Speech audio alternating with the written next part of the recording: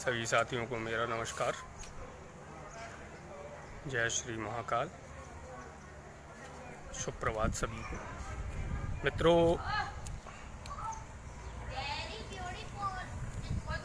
सुबह का समय है, बहुत ही बढ़िया मौसम है और सुबह सुबह हमारे मंदिर प्रांगण के आसपास कुछ पौधे लगे हुए हैं जिनके रखरखाव के लिए आज हमने छोटा सा अभियान चलाया है। उसमें हमारे एक सहयोगी भी हैं। मैं आपको यहाँ से दिखाता हूँ। ये हमारा अशोक का पेड़ है। सबसे पहले इनमें वृद्धि नहीं हो रही थी तो हमने तकरीबन डेढ़ महीने पहले शिवरात्रि के आसपास इनमें एक बार खाद दे चुके हैं। ये बेलपत्र है मेरे पीछे आप देख रहे हैं। और खाद देने के बाद जो है इनमें अच्छी ग्रोथ आई है, तो हमने सोचा क्यों ना इनमें एक बार और खाद दिया जाए जिससे इनमें थोड़ी सी और बढ़ोतरी हो जाए। और हमारे सहयोगी आदरणीय हरिओम शर्मा जी हमारे साथ में हैं। ये प्रकृति के लिए पूरी तरह से समर्पित हैं। और साथियों, ये वीडियो बनाने का मेरा उद्देश्य सिर्फ इतना है, कुछ हमारे साथी हैं जिनका कहना था कि इसका हमें एक प्रत्यक्ष रिजल्ट देखना है।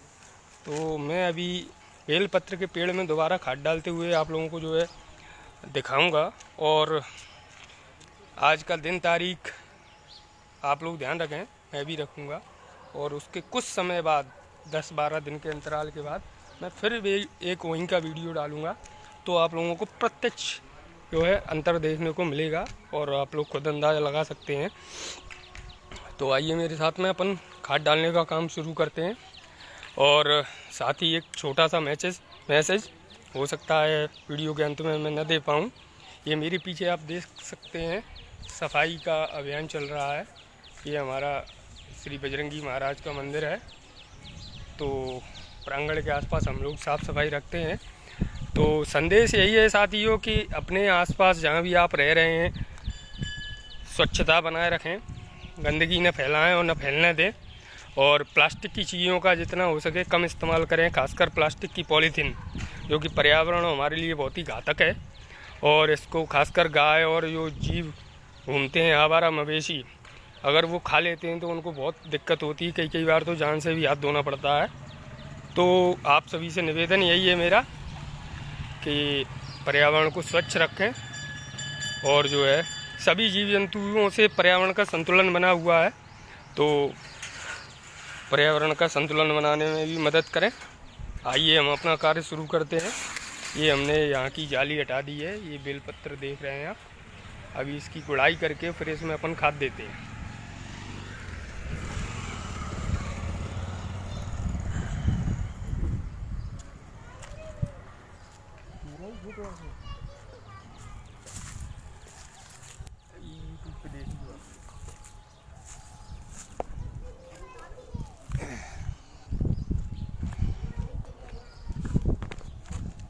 साथियों, आप देख सकते हैं बेहतरीन क्वालिटी का वर्मी कंपोस्ट खाद। एक्चुअली ये ऑर्डिनरी वर्मी नहीं है। इसको हम प्रयास हमारा है डीएपी किस तरह का बनाने का, ताकि हमारे किसान साथियों को जो है रासायनिक खाद से पूरी तरह से मुक्ति मिल सके और बीमारियों पे अंकुश लगाया जा सके। क्योंकि आजकल जितनी भी बीमारियां हो रही हैं, छोटी से लेके बड़ी, उसमें 70 से 75% योगदान हमारे जो है खान पान और आसपास के माहौल का रहता है।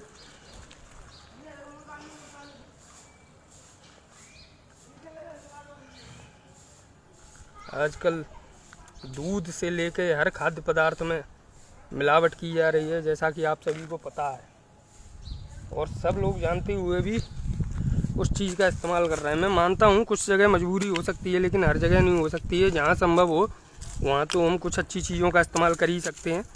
तो मेरा यही अनुरोध है आप सभी से कि जैविक खाद का इस्तेमाल करें, खासकर फलों में, सब्जियों में। और हो सके तो जितने गेहूँ आप खुद के परिवार के भरण पोषण के लिए आप गेहूँ का उत्पादन करते हैं, उतने गेहूँ में आप इसी खाद को डालें। और आप 2-3 सालों में ही फ़र्क देखें आपके खेत की मिट्टी और आपकी फसल की गुणवत्ता दोनों चीज़ों में आपको अंतर समझ में आएगा। साथियों, कई सारे उदाहरण हैं देने को, लेकिन समझने का फ़र्क होता है। अच्छी चीज़ का असर थोड़ा सा आपको देर से दिखाई देगा, लेकिन बुरी चीज़ का असर आपको तुरंत दिख जाएगा। आप बादाम पिस्ता खाइए, आप कहें 2 दिन में आपको उसका फ़र्क दिख जाए, ये चीज़ संभव है? प्रैक्टिकली तो बिल्कुल नहीं। लेकिन आप किसी गलत चीज़ का सेवन कर लेना, आपको तुरंत उसका असर दिखेगा। तो मेरा सभी से ये आग्रह है कि आपको हो सकता है समय लगे, लेकिन इसका परिणाम बहुत ही सुखद और लाभकारी रहेगा। तो साथ आएँ और मिलकर मुहिम में शामिल हों हमारी में, पर्यावरण को स्वच्छ और सुंदर बनाने की। और ये हमने इसकी गुड़ाई कर दी है, अब इसमें हम खाद डाल रहे हैं। आज मेरे ख्याल से दिन शनिवार है और तारीख 26-27 होगी, याद नहीं है मुझे ठीक से। ये हमने इसमें खाद डाला। अभी इस खाद डालने के बाद इसको थोड़ा सा मिट्टी में इस तरह से मिक्स कर देंगे।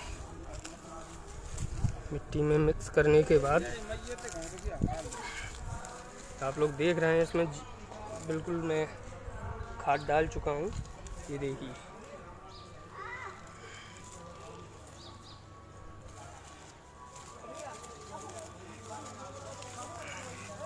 ये हमने इसमें मिट्टी में मिक्स किया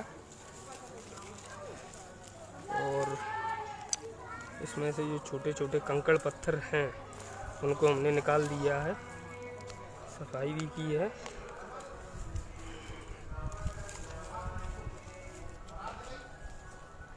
साथियों, इस संसार में हर चीज़ एक दूसरे से जुड़ी हुई है, चाहे वो मनुष्य हों, पक्षी हों, पशु हों या पर्यावरण हो। तो हमारी जिम्मेदारी है, क्योंकि मनुष्य को भगवान ने, ईश्वर ने बुद्धि दी है, और मेरा अनुरोध है इस बुद्धि का इस्तेमाल आप अच्छे कामों के लिए करें, क्योंकि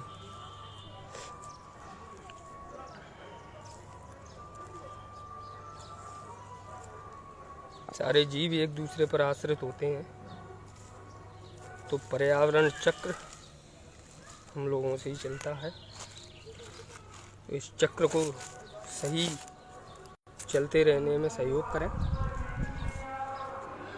और एक महत्वपूर्ण संदेश और है साथियों, जिस तरह से पर्यावरण चक्र होता है उसी तरह से फसल चक्र भी होता है। तो फसल चक्र के लिए जिस खेत में हम एक ही खेत में लगातार अगर एक ही फसल ले रहे हैं एक ही खेत से, तो उस खेत से पैदावार हमें वो नहीं मिलेगी जो मिलनी चाहिए। तो अनुरोध है कि आप उसमें फसल अल्टरनेटली बदलते रहें, तो आपको पैदावार भी अच्छी मिलेगी, प्लस मिट्टी की गुणवत्ता अच्छी बनी रहेगी। तो मैं दोबारा आपसे यही कहूँगा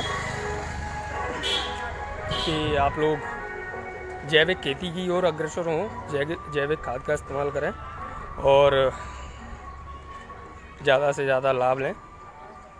देखिए साथियों, हमने इसमें भी डाला हुआ है, अब 8 या 10 दिन बाद हम इसका दोबारा सा वीडियो देंगे आपको, फिर आपको ग्रोथ दिख जाएगी और बहुत जल्दी आपसे फिर मुलाकात होगी।